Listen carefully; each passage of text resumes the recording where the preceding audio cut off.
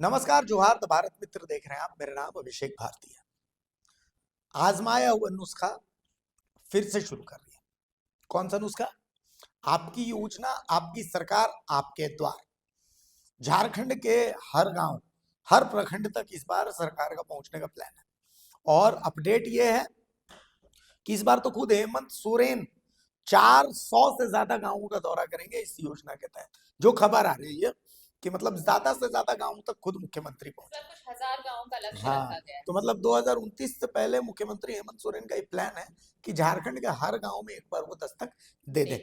और इसको लेकर के जेएमएम बहुत उत्साहित भी। जेएमएम के केंद्रीय प्रवक्ता हैं मनोज पांडे, क्या कुछ कह रहे हैं एक बार सुना ले। ये गांव की ही सरकार है और ये झारखंड की माटी के बेटे की सरकार है। ये परिकल्पना हमारे नेता, सिर्फ हमारे नेता हेमंत सोरेन जी के ज़हन की उपज है। ये विचार उन्हें आया कि कैसे हम सुदूरवर्ती क्षेत्रों में रहने वाले लोगों की कठिनाइयों, जो दिन प्रतिदिन आने वाली कठिनाइयां हैं, जो कभी किसी का राशन कार्ड नहीं नाम है, किसी को बिजली बिल ज़्यादा हो गया, किसी का पेंशन नहीं मिला, इस तरह की कई समस्याओं से ग्रामीण क्षेत्र की जनता जूझती है और बिचौलिए उसका लाभ उठाते हैं। उनकी समस्याओं के निराकरण हेतु इस योजना को धरातल पर उतारने का काम हमारे नेता माटी पुत्र हेमंत सोरेन जी ने ये धरातल पर इसे लाया और बहुत ही बेहतरीन इसके फलाफल आए हैं। और इसकी मॉनिटरिंग खुद माननीय मुख्यमंत्री हेमंत सोरेन जी करते हैं। ये बहुत बड़ी बात है और 80 से 90% इसके सकारात्मक रिजल्ट आए हैं। और जो निराकरण नहीं हो पाता है उसकी भी समीक्षा मुख्यमंत्री महोदय करते हैं कि क्यों इस समस्या का निराकरण नहीं हुआ। ये बहुत बड़ी बात है, बहुत बड़ी सोच है हेमंत सोरेन जी। रंजीत भी हमारे साथ हैं, आरती भी हमारे साथ हैं और मैं अभिषेक भारती। और अब मैटर ये है कि ये आपकी योजना, आपकी सरकार, आपके द्वार। 2024 में जो विधानसभा का चुनाव हुआ था, ठीक उससे पहले सरकार ने ये योजना चलाई थी और कहा जा रहा है कि इस योजना के थ्रू हर घर तक सरकार पहुंच गई। भले बीजेपी की तरफ से ये पक्ष उठाया जा रहा है कि भाई इसमें बेनिफिट कितना मिला था, क्योंकि इसमें दाखिल खारिज से जुड़े जो मामले थे वो इसमें आए थे, लेकिन उन दाखिल खारिज वाले मामलों में बहुत सफलता नहीं मिली। बीजेपी के एक नेता से मेरी बात हुई थी। बीजेपी के नेता यही सवाल कर रहे थे कि भाई ये सब दिखावा है, कि मतलब इसका सरकार ये आंकड़ा क्यों नहीं जारी करती कि कितने प्रतिशत मामलों का समाधान हो, क्योंकि ये आंकड़ा किसी पब्लिक डोमेन में नहीं। एक दिन में कितना आंकड़ा पुटअप हुआ है, एक जिले का कितना आंकड़ा पुटअप हुआ है, ये तो सामने आ जाता है। लेकिन सरकार समाधान किसको कहती है? समाधान है ना, हाँ, कितने मामलों का मतलब कितने। हो पाया। अब जैसे बहुत छोटा सा मैं आपको एग्जांपल बताता हूँ, बहुत छोटा सा एग्जांपल। हम जैसे खतियानी हैं, लेकिन कभी वैसी जरूरत पड़ी नहीं। मेरे समय में जब जरूरत पड़ती थी कि भाई जाति प्रमाण पत्र बनाना है, तो जाति प्रमाण पत्र जब बनाना था तो उस समय खतियान की जरूरत नहीं पड़ती थी। उस समय की बात बता रहा हूँ। अब यह है कि खतियान की जरूरत पड़ती है, तो हमने अपना खतियान निकलवाया नहीं था। तो बात हुई, मेरी बहन है, उसको जाति प्रमाण पत्र की जरूरत पड़ी, तो बात हुआ कि भाई खतियान निकलवाना पड़ेगा। तो हम रिकॉर्ड रूम गए, तो रिकॉर्ड रूम में बाहर एक आदमी बैठे जैसा 10,000 रुपये लगेगा। 10,000? हाँ, यही कहा उन्होंने, 10,000 रुपये लगेगा। तो हमने बोला भाई किस बात का 10,000 रुपया? पिताजी गए थे, तो बोले ऐसा है कि सबको जरूरत है, तो 10,000 से कम में तो आपका काम होगा नहीं। गजब स्थिति है यार। ठीक है, चलिए, किसी तरीके से इधर उधर पैरवी लगा करके वो काम हुआ।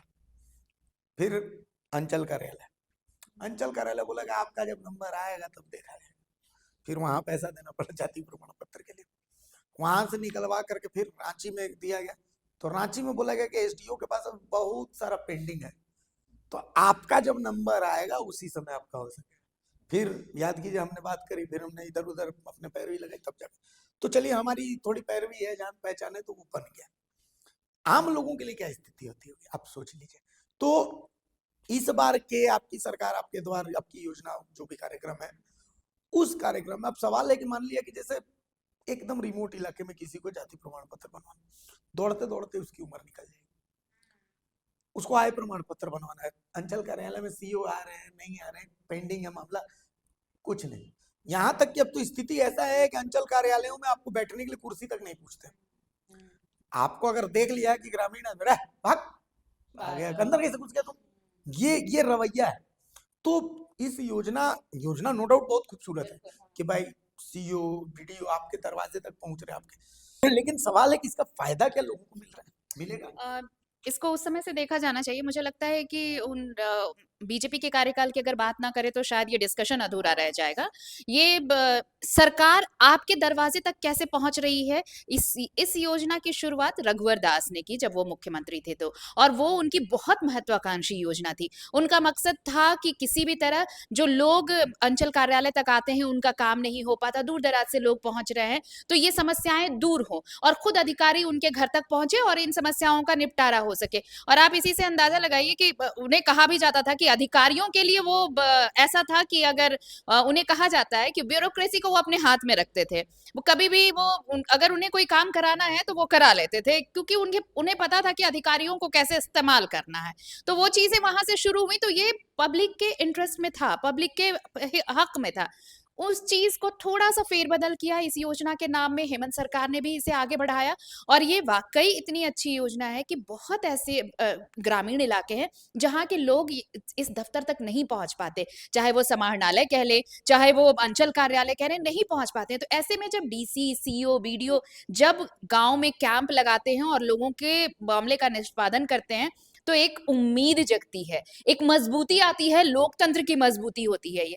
लेकिन क्या वाकई अब तक हमने पब्लिक डोमेन में एक भी ऐसा रिकॉर्ड देखा, पिछली बार हो या उससे पहले भी हो, कि कितने मामले निपटाए गए हैं? और अब जो अगर आप ये नहीं बता पा रहे हैं कि आपने इतने मामलों का निपटारा किया है, तो अब आपको ये भी पता चल गया होगा कि कौन से मामले लंबित ज्यादा रह रहे हैं। तो ये चीज जब इस बार ये चीजें शुरू की जा रही हैं तो सीधे, मुझे जहां तक मेरी जानकारी है, इस बार शायद जमीन से जुड़े मामलों को पुटअप नहीं किया जाएगा। तो ये सबसे बड़ी बात है। और झारखंड में मुझे लगता है कि सबसे ज्यादा अगर किसी मामले का निपटारा यहाँ के लोग चाहते हैं तो वो जमीन से जुड़ा मसला है।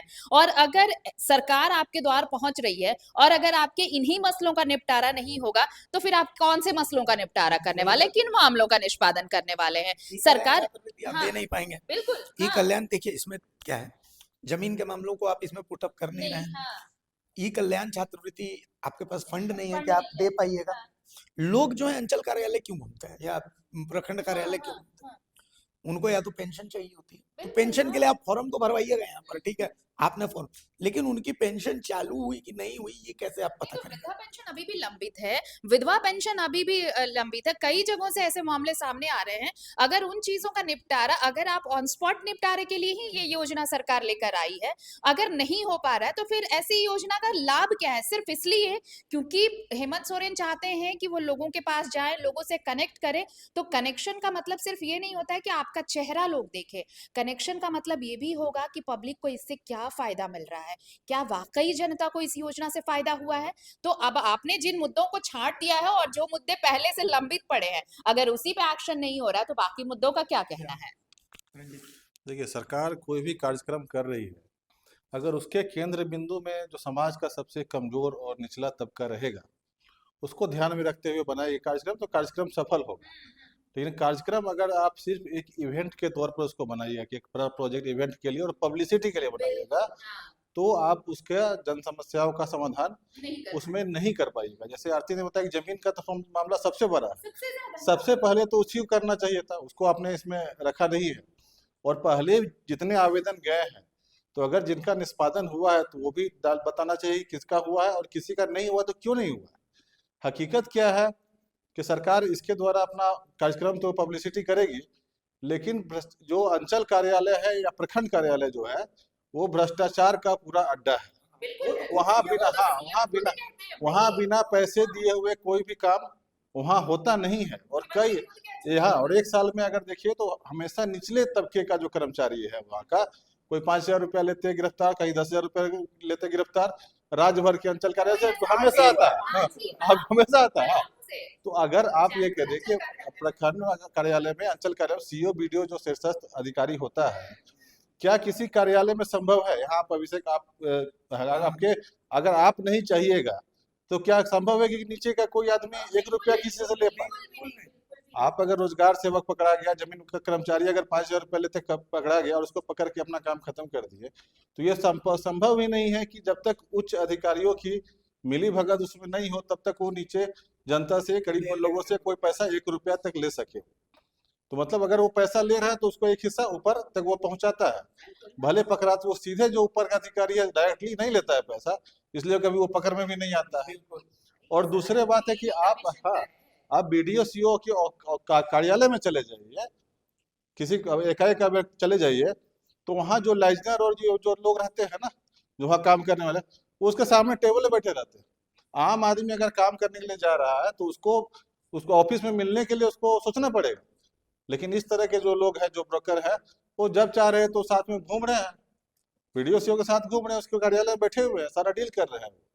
लेकिन इस पर तो सरकार को एक्शन लेना चाहिए, बिल्कुल लेना चाहिए, हाँ, बिल्कुल लेना क्योंकि भ्रष्टाचार जो है, जो एक सीढ़ी है, वो उसको तो आपको ब्रेक लगाना चाहिए कि आखिर रांची के आसपास, दूर दराज को तो छोड़िए, रांची का अगर आप चले जाइए, नामकुम, कांके, ये सब तो ब्लॉक सामने है ना, इसमें हमेशा भ्रष्टाचार पूरा जोर शोर से चल रहा है और हर तरीके से होता है इसमें। और इसी प्रकार अगर इसको कार्यक्रम को सफल बनाना है तो आपको जो सबसे निचले तबके का जो लोग है उसको ध्यान में रखना होगा। नहीं तो सिर्फ एक इवेंट, जैसे हेमंत सोरेन जब विपक्ष में थे तो हमेशा रघुवर दास पर आलोचना करते थे कि हाथी उड़ा दिया, इतना पैसा खर्चा करता है, इवेंट मैनेजमेंट करता है, इवेंट का काम करता है। और हम लोग तो देख रहे हैं कि उससे 4 कदम आगे हो गया इवेंट में, चाहे स्थापना दिवस का कार्यक्रम हो, चाहे कोई भी कार्यक्रम हो, सिर्फ इवेंट ही चल रहा है। इवेंट चल रहा है। हाँ, हर विभाग का सिर्फ इवेंट ही चल रहा है, उसका फलाफल क्या निकल रहा है उसको कुछ पता नहीं, अच्छा, सिर्फ वो पब्लिसिटी चल रही है। अच्छा, इंटरेस्टिंग चीज ये है, जैसे हम जब इंजीनियरिंग में थे तो हम इंजीनियरिंग में पढ़ते थे कंट्रोल सिस्टम। तो कंट्रोल सिस्टम में एक आता था फीडबैक। फीडबैक क्या होता था कि मान लिया आपने कोई सिस्टम डेवलप किया कोई भी काम करने के लिए, तो वो जो काम कर रहे हैं उसका परफॉर्मेंस कैसा है ये चेक करने के लिए एक फीडबैक सिस्टम होता था कि भाई जो रिजल्ट होगा और जो मेन होगा दोनों के बीच में कंपैरिजन होगा। सरकार, आपकी योजना, आपकी सरकार, आपके द्वारा निस्संदेह बहुत अच्छा है, लेकिन इस योजना से आप कितना बेनिफिट कर पा रहे हैं, कौन कौन सा बेनिफिट कर पा रहे हैं? मैं इस पे एक बात कहूंगी, बेनिफिट तो आप बाद में हम बात करेंगे। पहले ये जो पूरा आप जिस कंट्रोल की बात कर रहे हैं, पहले सरकार के कंट्रोल की तरफ से देख लेते हैं। अगर ये योजना लाई जा रही है तो कहीं आप ये भी सोच सकते हैं कि आपको पता है कि बहुत सारी चीजें अभी पेंडिंग पड़ी हुई हैं। स्कॉलरशिप पेंडिंग पड़ा है, पेंशन पेंडिंग पड़ा है, आंदोलनकारियों का मुद्दा अभी तक पेंडिंग पेंडिंग पड़ा हुआ है। इन चीजों के अलावे आप बात क्या हो रही है सरकार को, क्योंकि घाटशिला उपचुनाव में चूंकि बहुत अच्छा रिजल्ट आया तो जेएमएम इससे थोड़ा सा उत्साहित जरूर है, कॉन्फिडेंट जरूर हुआ है, इसमें कोई शक नहीं है। लेकिन बड़ी बात यह है कि सिर्फ घाटशिला उपचुनाव ही तो डेस्टिनेशन नहीं है। अभी 2029 सामने है, क्या 2029 तक ये सारी चीजें वहां तक चल पाएंगी? तो इस बीच सबसे बड़ा मुद्दा क्या हो रहा है कि क्या सिर्फ मैया सम्मान योजना ऐसा एक रहा सरकार के लिए एक फैक्टर जो उसे घाटशिला उपचुनाव में भी जीत दिला गया, या अब तक जो सफलताएं मिली हैं सरकार को? तो सरकार ये, अगर आप इवेंट के तौर पर जैसा रंजीत जी कह रहे हैं, मुझे भी कोई ये नहीं है कहने में कि अगर इवेंट ही करा रहे हैं तो इस इवेंट के जरिए मुझे नहीं लगता कि ये फीडबैक लेने की कोशिश की जाएगी आपको एक कि बात काम कैसे हो रहा है। मैं बस एक लाइन ये कह रही हूँ कि ये जरूर फीडबैक लेने की कोशिश की जाएगी कि मैया सम्मान योजना के अलावा बाकी चीजें जो सरकार कर रही है, क्या उसका भी फायदा पब्लिक को मिल रहा है? वही मैं कह रहा हूँ हाँ। कि सबसे कॉम्प्लेक्स चीज क्या है। आप कभी भी रजिस्टर 2 पढ़ने की कोशिश कीजिए, मतलब जमीन का रजिस्टर 2, जमीन का रजिस्टर जो, हाँ। आपको हर दूसरे घर में रजिस्टर 2 से रिलेटेड कोई ना कोई सॉल्यूशन समस्या दिखेगी। आपको हर तीसरी जमीन में क्या मामला है, आरती सिंह की जमीन को आरती कुमारी कर दिया गया, हाँ। अभिषेक भारती की जमीन को अभिषेक आरती कर दिया गया, आरती की जमीन को भारती कर दिया गया, सिर्फ नाम के आगे भी लगा दिया गया। रंजीत कुमार की जगह रंजीत को सिर्फ रंजीत सिंह कर दिया गया, रंजीता कर दिया गया। अब आप दौड़ते रहिए। जैसे बहुत छोटा सा एग्जांपल बताता हूँ, खतियान में जब आप जाइएगा, मेरे परदादा, उनका नाम था राम वृक्ष भारती, खतियान में उसको दिखा रहा है राम वृक्ष महली, अच्छा, ठीक है, महली महली कर दिया। अब किसके पास जाइएगा फरियाद करने के लिए, भाई ये गलत है, ये नाम गलत है? आप जाइएगा उसके पास तो बोलेगा ना ना भाई ये तो, इसमें तो इतना पैसा लगेगा, इसमें तो इतना पैसा लगेगा, इसमें तो इतना पैसा। वही सीओ, अभी रातू का एक मामला मेरे पास आया, उसी सीओ ने, कुछ दिन पहले की बात है, कोई सीओ हुआ करते थे, हैं पता नहीं है लेकिन था, तो उसमें उन्हीं सीओ ने पैसे लेकर के एक जमीन का म्यूटेशन किया, दाखिल खारिज की, नामांतरण किया, लेकिन नामांतरण में उन्होंने गलत नाम से कर दिया, ठीक है, शेख गुलफाम को शेख गुलशन कर दिया। अब शेख गुलशन को वापस गुलफाम करने के लिए जब सीओ को बोला गया तो बोले ना अब हम नहीं कर पाएंगे, ये एलआरडीसी के यहाँ सवाल। अब उसी काम को करने के लिए एलआरडीसी के पास आप जाइए, तो एलआरडीसी के पास जो लोग बैठे रहेंगे वो बोलेंगे ना इसमें तो पैसा लगेगा। एलआरडीसी उसको न जाने कितने साल तक अटका करके रखेंगे, उसके बाद वापस सीओ के पास आएगा, फिर उन्होंने जो गलती की उसके लिए अब पैसा दीजिए। तो जो बेसिक मुद्दा है आप समझिए कि जो बेसिक है उस बेसिक का समाधान आप नहीं कर रहे। मान लिया बहुत छोटा सा एग्जांपल, एक दादी है मेरे गांव में, उनको पेंशन कोई योजना का लाभ नहीं मिल रहा। क्यों? क्योंकि उनका आधार कार्ड नहीं है। अब आधार कार्ड नहीं है क्यों? क्योंकि उनके दोनों अंगूठे काम करते करते वो घिस गए, आंख में मोतियाबिंद हो गया तो वो रेटिना भी नहीं ले रहे हैं। तो ऐसी स्थिति में उनको पेंशन कैसे मिलेगा? तो आपको इसका, वो तो आप नहीं देखेंगे, वो आप तक पहुंचेगी भी तो बोलेंगे ना ना इनका तो नहीं बनेगा, आपने मना कर दिया। अब वो कैसे जिए? आपकी योजना, आपकी सरकार, आपके द्वार तो आपका सफल हो गया, ठीक है कि भाई इतने मामले आए, इतना हमने समाधान कर दिया। वो ऐसे मामले थे जिनका समाधान हो सकता था, लेकिन ऐसे मामले जिनका समाधान नहीं हो सकता उसके लिए रघुवर दास हवा में क्यों उड़ गए थे? रघुवर दास की एक दिक्कत थी कि वो नरेंद्र दामोदर दास मोदी से बहुत प्रभावित थे। रघुवर दास के साथ एक दिक्कत था कि मैंने विकास कर दिया है, वो विकास का चश्मा पहना दिया कि मैंने विकास कर दिया। आप देखिए, इसमें कोई शक नहीं कि रघुवर दास जैसा मुख्यमंत्री झारखंड को नहीं मिला, उन्होंने बहुत काम किया। लेकिन सवाल यह है कि यहाँ की जनभावना को आपको समझना पड़ेगा। यहाँ आपने संथाल में रघुवर दास से ज्यादा काम किसी ने नहीं किया इसको, लेकिन उनको वोट नहीं मिला इसलिए क्योंकि जो एक सीएनटी के खिलाफ उन्होंने जो काम किया, लैंड बैंक बनाने का काम किया, पत्थलगड़ी आंदोलन को जिस तरीके से उन्होंने कुचल दिया, तो ये सब चीजें ऐसी रही कि उन्होंने अपने सरकार की कबर खुद खोदी थी। अपने सरकार की वो मंत्रमुग्ध थे, उनके इर्द गिर्द 4 आईएएस ऑफिसर थे, उन्होंने इनको मंत्रमुग्ध कर दिया, सर बस आप ही हैं। भाई आप रांची में हिंदपीढ़ी अगर डेवलपमेंट आप देख पा रहे हैं अभी, मुझे लगता है जो रघुवर दास ने किया उससे उतना ही टिका हुआ है। अगर रघुवर दास ने उतना नहीं किया होता तो आज भी वो वैसी ही स्थिति में रहता, लेकिन उन्हें वोट नहीं मिला, वहां वोट नहीं मिला। तो ये चीजें ना उनको समझनी होंगी कि यहाँ पे जो लोग कनेक्ट होते हैं वो उनकी भावना है।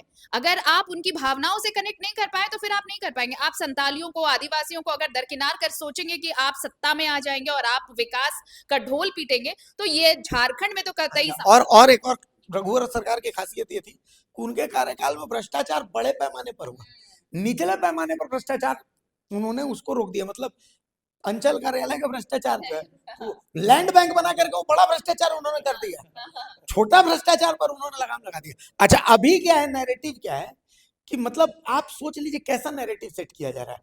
हेमंत सोरेन को पता नहीं है इसका, वो जो सड़क पर खड़ा एक कांस्टेबल है, जो गलत गाड़ी आपने कुछ कर दिया तो उसके लिए घूस ले रहा है कि आपके नंबर प्लेट में ऐसा है, उसके लिए भी वो सीएम का नाम ले रहा है। अरे यार ऊपर तक उसके लिए भी सीएम को बदनाम किया जा रहा है। म्यूटेशन के लिए जो वो 2 कौड़ी का एक कर्मचारी है वो पैसा ले रहा है, उसके लिए वो सीएम को बदनाम, उसके लिए भी वो सीएम को बदनाम कर रहा है। ये बहुत अच्छी बात है भारती। आप सोचिए कि इन 25 सालों में कोई ऐसा मुख्यमंत्री हुआ जो ये खुलेआम कह सके कि अंचल कार्यालय में सबसे ज्यादा भ्रष्टाचार है। चूंकि वो इस बात को समझते हैं हेमंत सोरेन, इसलिए उन्होंने खुले मंच से ये कहा कि अंचल कार्यालय में सबसे ज्यादा भ्रष्टाचार है, और वहां का कर्मचारी और अधिकारी उन्हीं का नाम लेकर इसे बढ़ावा दे रहा है, पैसे खा रहा है, वसूली कर रहा है, कमीशन ले रहा है और नाम ले रहा है उनका, यानी उनकी छवि खराब की जा रही है। बहुत ऐसे मामले हैं जिनमें मुख्यमंत्री को पता ही नहीं है कि उनके नाम का इस्तेमाल हो रहा है। मतलब आप सोच लीजिए ना, कोयला चोरी हो रहा था, नहीं मुख्यमंत्री, अरे बालू चोरी मुख्यमंत्री, जबकि मुख्यमंत्री को पता नहीं है, जबकि फैक्ट यही है कि मुख्यमंत्री को पता नहीं है। आप मतलब सड़क पर खड़ा उस कांस्टेबल से मुख्यमंत्री पैसा लेने आएगा जी, मतलब ये तो हास्यास्पद है कि वो वसूली कर रहा है उस सड़क पर और वो नाम ले रहा है मुख्यमंत्री। तो कहीं ना कहीं हेमंत सोरेन को इन सब चीजों पर तो ध्यान देने की जरूरत है। ये उनकी साख का सवाल है, ये उनकी साख। रघुवर सरकार को इवेंट मैनेजमेंट ही ले डूबा था, नहीं विकास। नरेंद्र दामोदर दास मोदी पिछली बार 319 सीटों से इस बार 250 पर अटक गया। अरे भाई मतलब मैं ही हूँ, अब की बार 400 पार। लोग क्या कह रहे हैं, लोग क्या सोच रहे हैं उससे मतलब नहीं। तो ये कहीं ना कहीं उनको सोचने समझने की जरूरत है। तो सबसे महत्वपूर्ण बात है अभिषेक कि अगर समस्या का आप समाधान नहीं कर रहे हैं ना, तो समस्या को आप बढ़ा रहे हैं, क्योंकि जमीन का मामला, जिस प्रकार जमीन का दाम जो बढ़ रहा है और वो चारों तरफ जिस प्रकार सड़क बड़ी बड़ी बन रहे हैं तो उसका कीमत बढ़ते जा रहा है। अगर उस समस्या का आप समाधान नहीं कर रहे हैं और सोच रहे कुछ नहीं होगा, तो आज न कल वो समस्या बड़े विकराल रूप में आएगी और अच्छी स्थिति राज्य के लिए नहीं हो। तो कुल मिलाकर के आपकी योजना, आपकी सरकार, आपके एतबार बहुत खूबसूरत योजना है, लेकिन इसकी खूबसूरती को बढ़ाइए। इसको बढ़ाने के लिए जवाबदेही तय करना जरूरी है। मतलब जो प्रखंड कार्यालय, अंचल कार्यालय है, इनकी जवाबदेही जो है डीसी तय करें। पब्लिक डोमेन में हो सब कुछ, कि इतने मामलों का समाधान हुआ, ये समस्या थी, इसका समाधान ऐसे हुआ, पब्लिक डोमेन में हो। और डीसी उनसे जवाब ले, फिर डीसी से जो प्रमंडलीय आयुक्त हैं वो जवाब ले, प्रमंडलीय आयुक्त से मुख्य सचिव या विभागों के सेक्रेटरी जवाब ले, और विभागों के सेक्रेटरी से मुख्य सचिव जवाब ले, मुख्य सचिव से मुख्यमंत्री तलब करे। आंसरेबिलिटी होगी तभी समस्या का समाधान होगा। आंसरेबिलिटी नहीं होगी तो सब आत्ममुग्ध रहेंगे कि हमने तो कर दिया। तो अगर सिर्फ बस, तो जब तक आप आंसरेबिलिटी, अकाउंटेबिलिटी नहीं तय करेंगे तब तक समस्या का समाधान संभव ही नहीं है। नमस्कार, जोहार।